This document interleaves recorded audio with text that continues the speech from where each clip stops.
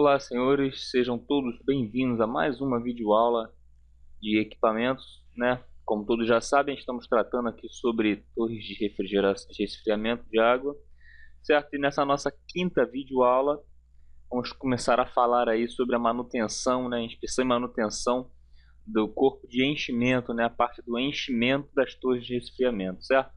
Então, sem mais delongas, acompanhem comigo a apresentação.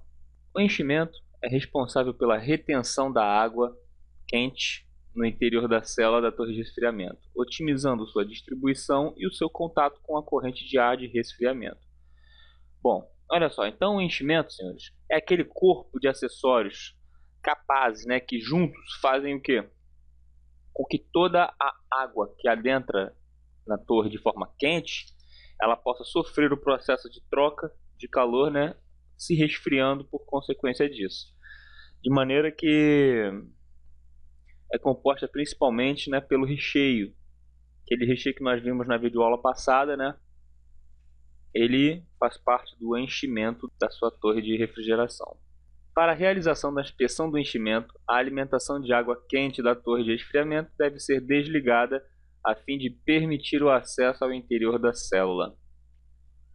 Ou seja, para que haja a inspeção desses enchimentos, todo o sistema de abastecimento, ou seja, o sistema de alimentação dessa água deve ser interrompido para que você possa ter acesso ao interior. Afinal de contas, se ele estiver em processo de troca de calor, aquela área ali vai estar completamente inundada, de maneira que nenhum corpo, né, nenhum inspetor poderia fazer algum enchimento. Temos um enchimento tipo película. Vamos aos itens. Tem que saber se tem presença de corpos estranhos no topo da camada superior dos blocos de enchimento, impedindo a correta passagem de ar ou de água. Ou seja, esses corpos estranhos são conhecidos como as impurezas, né? E essas impurezas elas impedem a passagem da água para que seja feita esse processo de troca de calor, né? Por essa passagem, esse contato, bem como a do ar quente que tem que ser eliminado para a atmosfera, ser descarregado na atmosfera. Se você tem partículas sólidas ali, você involuntariamente está impedindo que haja a passagem desses materiais. Tem que verificar se há presença de acúmulo de substância sobre as entradas e ou saídas dos favos dos blocos, como por exemplo musgo, incrustações, etc. Senhores, é fato que como estamos trabalhando com materiais como água e resíduos metálicos e de madeira e etc., muito provavelmente pequenas partículas com o tempo elas vão se unindo e formando alguns outros tipos de resíduos, bem como até outros tipos de vidas, né, de agentes biológicos, no caso do musgo. E as incrustações são aqueles resíduos, né, que ficam ali contidos e com o tempo acabam formando crostas, né, umas incrustações. Então isso também deve ser removido. Condição física dos blocos de enchimento. Diz respeito, senhores, aquela videoaula passada, aquele aspecto físico, né, dos recheios, por exemplo, se estavam com empeno, se estavam rompidos, certo? Se estavam com ferrugem. Então isso tudo faz parte da condição física. E condição da estrutura de suportação do enchimento, vigas, tirantes e etc. É aquele caso daquelas vigas, daqueles recheios que eram suportados por quê? Por vigas de sustentação que eram, por sua vez, presas nas madeiras, né? Então, há necessidade de verificar também a estrutura de suportação. Afinal de contas, se a nossa estrutura de suportação estiver comprometida, o que vai acontecer? Involuntariamente, você vai ter o quê? Uma danificação geral daquele setor, onde está compreendido entre uma estrutura de suportação e outra. E se a estrutura não tem um bom funcionamento, automaticamente todo aquele sistema vai estar comprometido. Uma observação: caso necessário, repetir a verificação acima em todas as camadas do enchimento, ou seja, em todas as camadas do enchimento, verificar se tem corpos estranhos, se tem acúmulos, a condição física, bem como a condição da estrutura. Esses são os itens a inspecionar no enchimento da torre. Temos aqui, ó, exemplos como, na primeira foto, acúmulo de depósitos e incrustações em enchimento do tipo película em torre contracorrente. Percebam, senhores, olha só, todos esses pontinhos brancos que deformam de uma certa forma a parede da nossa torre, bem como eles deformam nossas vigas de sustentação, eles são acúmulos, eles são incrustações devidos a sedimentos, né, oriundos do próprio fluido de passagem, do próprio fluido de corrente ali, né, que acabou incrustando a longo prazo e formou essas incrustações. Temos aqui também um acúmulo de depósitos e incrustações em enchimento do tipo película em torre contracorrente também. Então olha só como é que fica na parte do próprio recheio aqui. Você perceba que há um acúmulo excessivo de incrustações. Olha só, perceba que ele já não é mais aqueles filmes de forma retilínea e homogênea, ele já começa a apresentar deformações, bem como defeitos, né, da parte que diz respeito a impurezas, né, ao excesso de impurezas, de maneira que isso aqui deve ser completamente removido ou trocar a peça no caso. Ainda aqui, olha só, temos um layout da distribuição dos blocos de enchimento no interior, cada bloco desse com a sua viga de sustentação, e nesse meio aqui existe o recheio. É por aqui que a água passa e se resfriando em consequência disso, certo? Perceba que para a permanência, né, a existência de inspetores na área, é necessário que ela esteja completamente... Agora vamos falar do enchimento tipo respingamento, certo? Vamos ver quais estão nesse item. Bom, primeiro, presença de corpos estranhos no topo da camada superior dos blocos de enchimento, impedindo a correta passagem de ar ou de água. Assim como no anterior, né, no caso no tipo película, né, perdão, o tipo respingamento ele também absorve, né, corpos estranhos, no caso na camada superior dos blocos de enchimento, certo? Fica ali naquela região onde a água passa e os corpos estranhos ficam, né? E com o tempo, passando água ali, passando, vai ficando cada vez mais impurezas retidas ali, e que posteriormente impede sim a passagem de fluido de água ou de ar, né? Ou de água. No caso é aquele famoso entupimento. No caso de cantoneiras, verificar a presença de materiais que afetem o seu posicionamento no interior da célula, certo? Então, no caso das cantoneiras, você tem que verificar se há materiais que afetem o quê? O posicionamento dela com relação à posição no interior da célula, ou seja, ela está em uma certa posição. Inspecionar, verificar o que? Se há materiais que possam alterar essa posição, certo? Para que ela se mantenha sempre na posição exata, para que ela confira o devido apoio. Presença de acúmulo de substâncias sobre as entradas e ou saídas dos favos dos blocos. Mesma coisa do outro, senhores. Se há a presença de uma incrustação, de um musgo, é necessário que haja a remoção justamente pelo fato de que há também um entupimento, uma obstrução da passagem do fluido, certo? Então há necessidade de remoção. Essa situação é incomum em perfis cantoneira em torres de correntes cruzadas. Essa situação é incomum por quê? Porque não há necessariamente uma uniformidade em seu movimento da água. Então, em corrente cruzada, você tem correntes vindo em direções opostas, não necessariamente em sentido oposto, mas sim em direções opostas.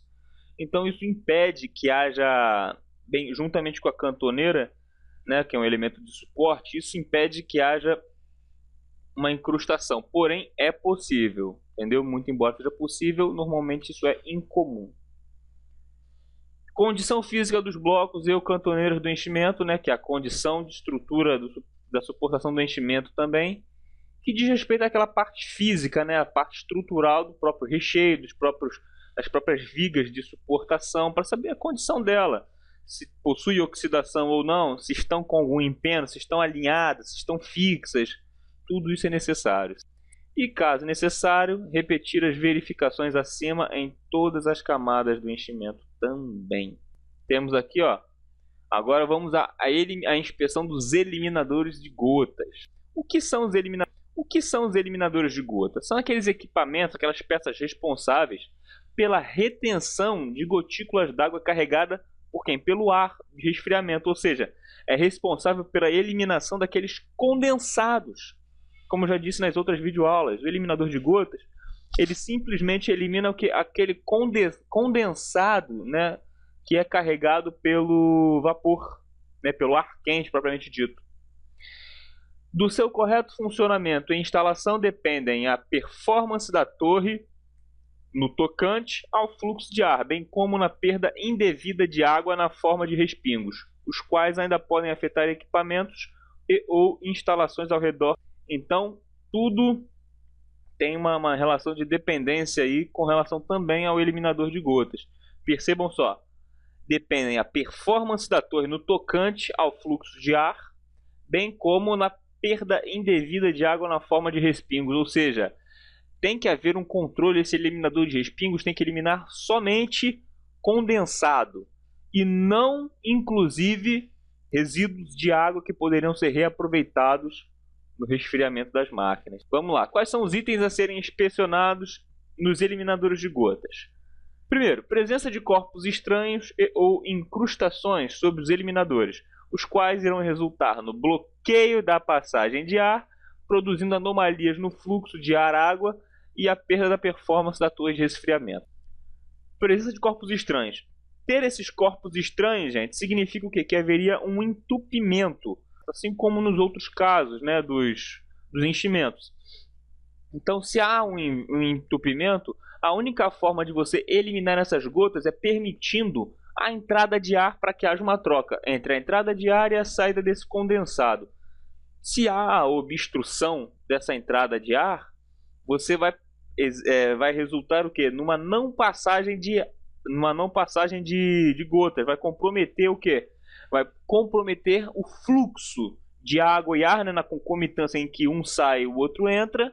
Então vai comprometer, garantindo assim, com certeza, uma perda no rendimento, no bom rendimento, né, da sua torre. Vai afetar negativamente.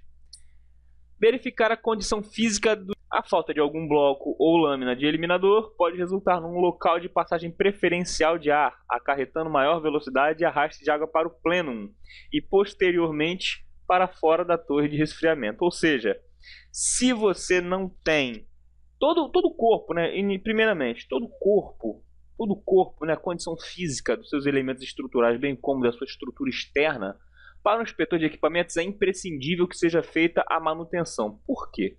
Porque diz respeito à estrutura mecânica, tanto de resistência quanto de eficiência de funcionamento. Então, se você não verificar, se você verificar somente coisas com relação à limpeza ou até mesmo a deterioração, não é o suficiente. É necessário que você avalie também como está a condição física, né, desses materiais, por conta até mesmo desses elementos. Porque todos esses elementos causam uma consequência negativa. Consequência negativa é essa que é função nossa, de inspetores de equipamentos, a verificar. Então, ó, por exemplo, se você não tem um bloco ou uma lâmina, esse eliminador, como diz ali, ó, pode resultar num local de passagem preferencial de ar. Se é um local de passagem preferencial de ar, significa que ele não vai estar eliminando a gota, né, o condensado que deveria estar eliminando. Entendeu? Então faz o quê? Acarreta maior velocidade e arraste de água para o plenum e posteriormente para fora da torre, o que não é previsto. Tem que ser eliminador de condensado e permitir a saída do ar quente, né? E a condição da estrutura de suportação dos enchimentos. Ou seja, não adianta você verificar o enchimento, os eliminadores de gota, se você não verificar a estrutura que suporta eles. Os eliminadores de gota podem estar em perfeitas condições, mas se a viga de suportação, de sustentação não estiver bom, vai comprometer o seu equipamento da mesma forma. A observação nos diz o quê? Os itens a serem inspecionados para eliminadores de gotas do tipo perfil curvo e bloco de película são os mesmos. Então esse aqui vale para qualquer tipo de eliminador de gota. Temos aqui, ó, eliminadores de gotas, ó. Percebam que as lâminas foram danificadas, certo? Né? Esse aqui é uma torre de corrente, se eu não me engano, cruzada. Tá aqui, ó, de correntes cruzadas. percebam que as suas lâminas, ó, elas foram danificadas. Começou com um empeno que, posterior a isso, gerou temos aqui, ó, um outro, ó. Se vocês perceberem, ó, tem um furo, né? Tem um furo nesses eliminadores de gota. Então, isso aqui, ó, tá permitindo a não passagem de ar, fazendo com que isso aqui, ó, essa água que está caindo aqui, não seja oriunda de condensados de vapor, e seja simplesmente água que está vazando, o que vai fazer o quê? Permitir um contrafluxo, né? No caso, um fluxo, embora cruzado, maior de água, o que vai afetar diretamente o plenum, não permitindo assim o perfeito funcionamento da sua torre. Temos aqui, ó, agora assim, ó, eliminadores de gota em bom estado em torres de resfriamento. Então percebam que não há essa precipitação da primeira foto, essa chuva, né, por assim dizer. Há simplesmente o que? A eliminação do condensado, certo? Somente aquela partícula líquida, né, de água, no caso, que é transmitido pelo ar quente sendo eliminada. Então esse é um bom estado de torre de eliminador de gota. Vamos à inspeção do ventilador dessa vez. O que é o ventilador? É o componente responsável pela tiragem do ar de resfriamento, induzindo ou forçando sua passagem pelo interior da célula, onde o mesmo entra em contato com a lâmina e os respingos de água quente e produz o seu resfriamento. Então, senhores, dentro das torres de tiragem forçada, nós temos os ventiladores. Como eu já disse anteriormente, os ventiladores, eles, dependendo de sua posição, configuram um tipo ou outro de torre. Nós sabemos também que na torre onde o ventilador encontra-se na parte inferior, ou seja, embaixo, na base da torre, essa é uma torre de tiragem mecânica forçada, que na verdade ela força o ar por método de ventilação, né, de sopragem, a saída do ar pela chaminé, né, de maneira que ela se tem de forma lenta, certo? E que permita sedimentos, né, que causam sedimentos nas bordas dessa chaminé devido à lentidão, por assim dizer, do ar quente que é expelido por ela. E temos a torre de tiragem mecânica induzida, né, de tiragem induzida, que é quando o ventilador ele é disposto no topo da torre, né, imediatamente abaixo da chaminé, né, bem no topo, só que imediatamente abaixo dela. De maneira que, pelo sistema de exaustão, pelo processo de exaustão, ela faz o quê? O próprio nome já diz, de retirada de ar quente, né? Ela faz o quê? Ela exaure todo aquele ar quente que há no interior da torre, resfriando assim a água que está nela, no processo de resfriamento, e eliminando para a natureza, para a atmosfera de forma rápida. Muito embora ele necessite de maior potência do que o de... Consequentemente, o seu bom funcionamento é imprescindível para uma performance adequada da torre de resfriamento. Óbvio, se uma torre de tiragem forçada ela não está com o seu ventilador, com o seu sistema de difusão de ar, difusão eólica funcionando, com certeza aquela torre ali ela estará praticamente inútil, né? Inutilizável ao serviço na qual... Quais são os itens a serem inspecionados no ventilador? Com o ventilador ligado, você pode inspecionar presença de ruído indicado, choque e ou raspagem das páginas difusores, ou seja, a rotação dela, a área da circunferência gerada por essas páginas do sistema de rotor, ela não pode estar em choque com nenhum elemento, seja no rolamento interno, bem como na parte externa, né, que configura ali a raspagem das páginas de... E também tem que averiguar a presença de ruído, que pode ser alguma coisa oriunda ali principalmente, né, do seu sistema de rolamento, do seu eixo ali. Presença de ruído indicando bombeamento do ar, normalmente causado por uma angulação incorreta das pás, ou seja, se a pala não tem um angulamento correto, acontece o quê? Como se fosse uma espécie de cavitação, né? Que ela vai começar o quê? A produzir ruídos, indicando como se esse ar tivesse sido bombeado, e não simplesmente gerado e difundido ali, né? Pelo sistema de difusão. Então, é um outro item a ser verificado. existência de vibração excessiva de qualquer um de seus componentes, motor, eixo e redutor. Então, essa vibração é verificada por meio de análise de vibrações, sendo que a mesma exige a necessidade de que seja verificado todos os componentes para ver se há um aperto exato, um torque, né, um torque previsto em projeto para que aquele ventilador não esteja operando de forma solta, né, com alguma peça frouxa ali. Principalmente ali, ó, no eixo, no motor ali também, bem como no redutor. Presença de turbulência na entrada de ar, detectável visualmente ou através de anemômetros. Bom, a turbulência na entrada de ar significa que não está havendo uma passagem homogênea, né, de ar, não está havendo uma passagem com força constante, então está havendo alteração, é necessário verificar isso. E nível de óleo do motor e redutor, caso estejam em local acessível ou possuam indicadores que possibilitem a sua verificação enquanto o ventilador estiver ligado, ou seja, a ausência de óleo no motor, bem como no redutor, pode afetar o quê? O seu rendimento por conta do quê? Da falta que a viscosidade faz, né? Bem como os outros benefícios que o óleo pode proporcionar ao motor. Para que você não tenha a perda do seu motor, por exemplo, é necessário que esse óleo esteja com a viscosidade em dia, bem como o do seu redutor também. E agora, com o ventilador desligado, quais são os componentes que podemos verificar? Condições dos componentes: pás, punhos, cubo, eixo do ventilador, redutor, eixo do motor e motor, ou seja, com ele desligado, há esses equipamentos para você avaliar a condição física, né, desses equipamentos, né, se eles estão em perfeitas condições físicas. Condição do bordo de ataque das pás: quando a presença de desgaste excessivo. Então, temos que ver qual é a condição da pá em relação ao desgaste excessivo, se ela ainda está produzindo o mesmo gradiente eólico de quando ela foi instalada de uma forma nova, né?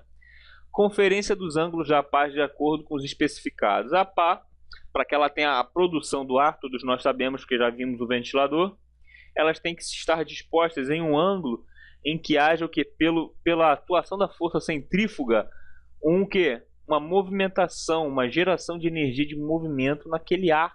Quarto item: verificação das folgas entre as pontas das pás e a parede do difusor.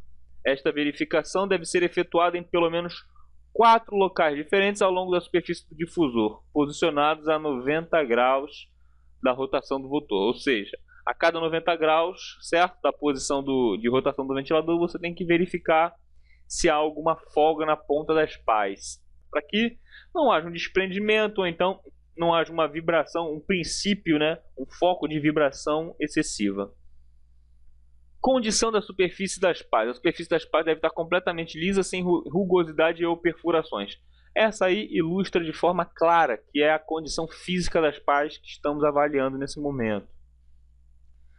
Verificação completa de todos os componentes mecânicos do conjunto do ventilador, incluindo fixadores, óleo, fiação e etc. Então isso é simplesmente um check-up, né, dos componentes mecânicos que fazem parte aqui juntos, geram o ventilador. Por último, ali temos a verificação do balanceamento dinâmico do conjunto do ventilador, se necessário, ou seja, se ele em conjunto com motor, eixo, hélice, né, o sistema de rotor, bem como o seu redutor, se eles estão em um balanceamento dinâmico, se eles estão em perfeita harmonia funcional. Bom, senhores, no mais, ficamos por aqui. Que essa nossa quinta videoaula tenha sido muito proveitosa aos senhores, de maneira que na nossa próxima videoaula vamos começar a falar dos itens a inspecionar no difusor, no sistema de difusão eólica. No mais, fiquem todos com Deus, até a próxima videoaula. Tchau, tchau.